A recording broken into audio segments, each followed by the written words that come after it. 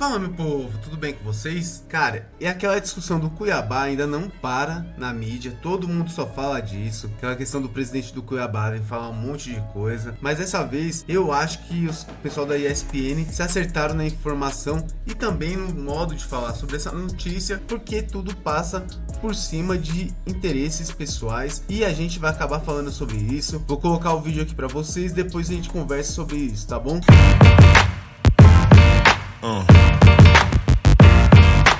Tem Joões, é que o Cristiano exagerou, o presidente do Cuiabá? Não, eu acho assim, primeiro, se houve de fato realmente uma tentativa de conversa com o Corinthians, né, do Corinthians com o Cuiabá para renegociar, eu acho que assim, é uma questão de entendimento.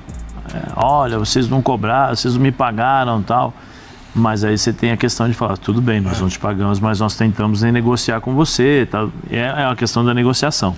Reclamar ele tem o direito. Todos que tem, lógico que tem direito. Mas se está devendo, tem que pagar. O problema maior é que não é só as contratações, é a forma como o Corinthians vem conduzindo todas essas situações. Isso. Lembrando que as dívidas não surgiram apenas com o presidente Augusto Melo. Exato. Tem que entender, as pessoas precisam entender isso. As dívidas não surgiram apenas com o presidente Augusto Melo. Ela aumentou? Aumentou. Mas qual foi a gestão que estava... Quais as gestões que acumularam 217 milhões de empresários, com empresários? Talvez se esses 33 com o André Cury, né, foi 34 milhões, aí com o Carlos Leite, talvez se as gestões passadas tivessem acertado com esses empresários, provavelmente o Corinthians estaria com dinheiro para pagar o Cuiabá. Ou nem teria feito uma contratação, com todo respeito, ao clube do Cuiabá. Teria procurado um clube com jogadores de uma excelência maior, né? De uma qualidade maior, porque eu tenho qualidade no caixa, que eu vou fazer? Eu vou contratar os jogadores mais prontos, como aconteceu agora. É a necessidade de resultado, vamos pegar jogadores mais prontos, jogadores mais maduros, que chegam e vão resolver os meus problemas. Talvez se o Corinthians estivesse com uma situação melhor, não teria feito isso.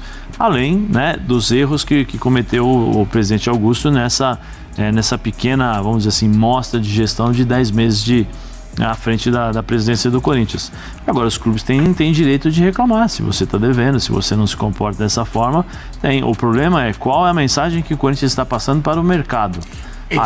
Esse é o grande problema, porque está pagando o André Cury, depois pagou o Carlos Leite. Eu tenho receio de que o Corinthians bata na porta dos bancos. Os bancos, quais são as garantias? Não tem. Aí o Corinthians vai lá, o empresário... Você consegue me arrumar? Como foi? O Mateuzinho, né? Como o presidente fez agora com esse Igor Maroskovski lá. Eu não sei o sobrenome dele, né? Não, ele é apenas um amigo, aí ele deu 5 milhões, aí depois ele deu 11 milhões e tal. Então, esses 11 milhões provavelmente serão vão virar cobrados, vão virar 30, 40, né? Os empresários que emprestam dinheiro para clube, eles estão fazendo aposentadoria. Né, Zé? Porque uma hora vai cair. Uma hora vai cair. E assim, aposentadoria até dos netos já, né? Que é tanto dinheiro para receber que até... Mas os juros, né, Bubu? Os juros. Vão acrescentando juros. Quando eu vou cobrar, aí você tem os juros do empréstimo e você tem os juros da cobrança na justiça. Né? Porque você tem no contrato e você tem na justiça. Então, assim... Cara, eu acho que é questão de tempo para alguns dos empresários do futebol brasileiro aparecerem na lista dos cidadãos mais ricos do país. Né? Eu acho. Mas eles não vão querer isso, a quantidade de clubes grandes do país que devem para empresários é coisa assim, cara. Estratosférico. Um clube grande deve 50 milhões, aí você vai ver o outro lá devendo 30 para ele, sem não sei o quê. Esses empresários estão enriquecendo de uma forma absurda. Eu queria falar sobre o presidente do Cuiabá, para mim, ele foi oportunista. Aí não é questão de dinheiro.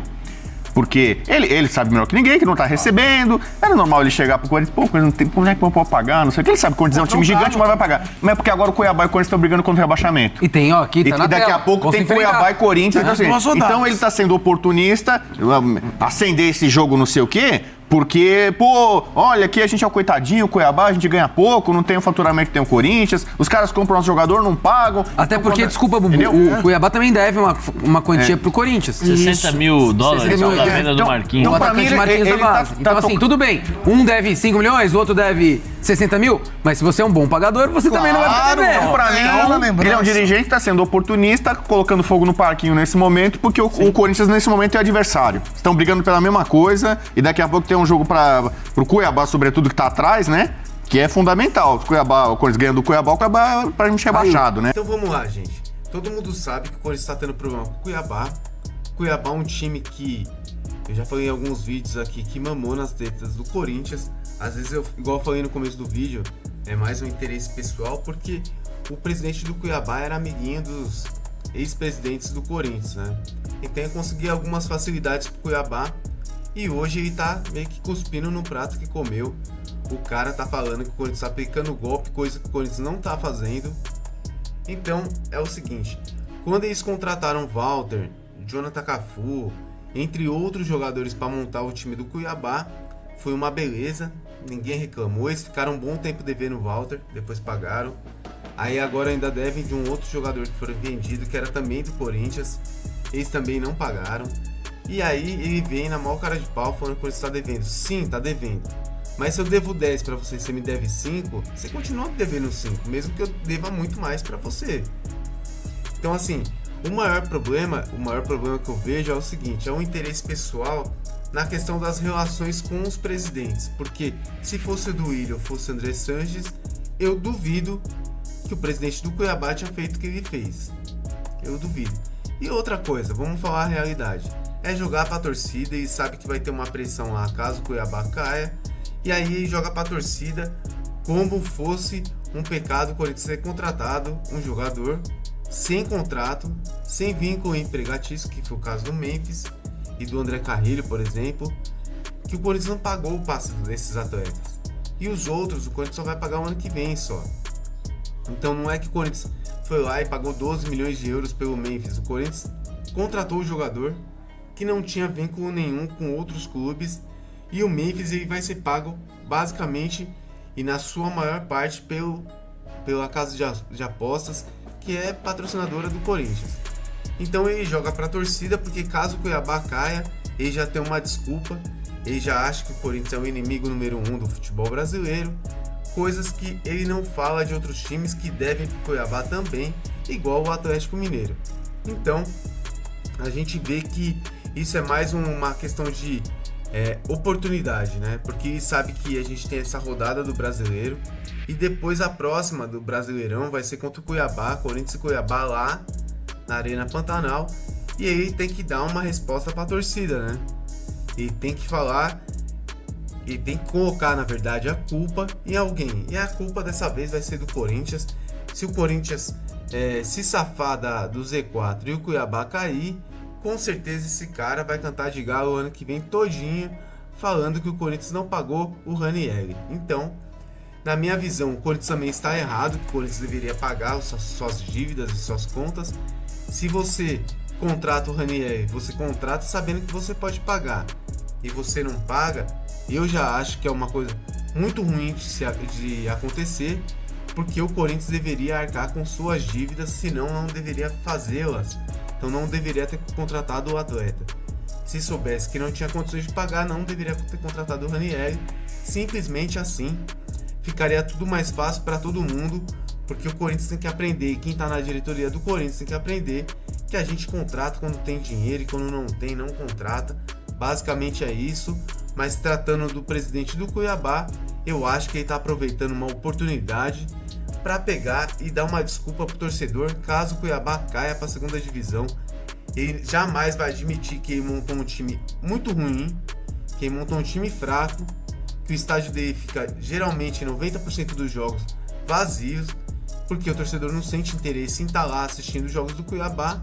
E se o Cuiabá cair, realmente um dos grandes culpados é ele e não o Corinthians, porque eu duvido que mesmo que o Corinthians tivesse pago o Ranieri os 14 milhões, ele estaria falando esse monte de coisa, porque o Cuiabá montou um time muito fraquinho esse ano, diferente dos anos anteriores, e é um time que realmente está disputando para não cair, e ele vai ter que dar uma desculpa porque a torcida do Cuiabá vai encher o saco desse cara o ano todo, o ano que vem, se tiver que jogar a Série B de novo. Então ele tem que dar uma desculpa pro torcedor e joga o torcedor contra o Corinthians.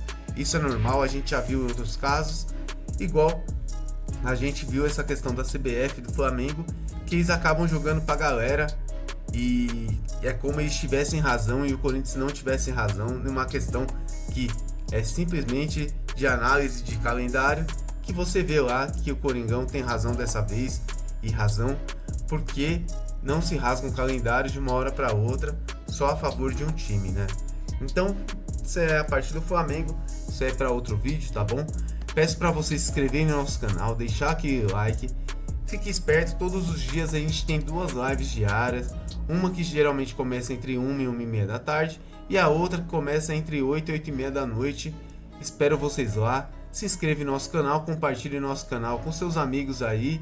Muito obrigado por tudo, fica com Deus. Valeu!